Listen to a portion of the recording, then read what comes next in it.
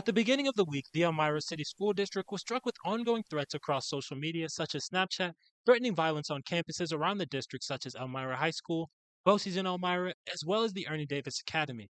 While the threats were investigated by authorities and found non credible to ensure student and faculty safety, today at three schools around the district, including Elmira High, Broadway Academy, and Ernie Davis Academy, they have installed open gate systems at the school building entrances.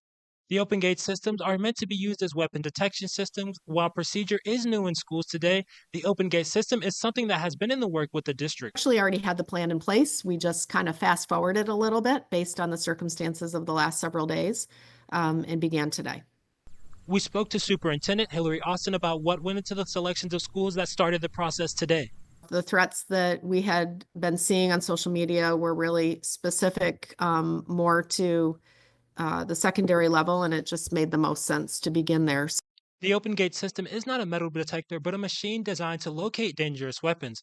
While it is in use at schools around the country, you can also see them used regularly at other largely attended events. Though this is the first day in schools here in Elmira, the machine has already been in use by the district. We did start with our football game Friday night with the plan of using it at large events, and then growing from there. School district says that on campuses with the system, there were no weapons found today, and that they will have principals sending out updates and as much information as possible by the end of the week. Dante Brown, Big Fox News, Elmira.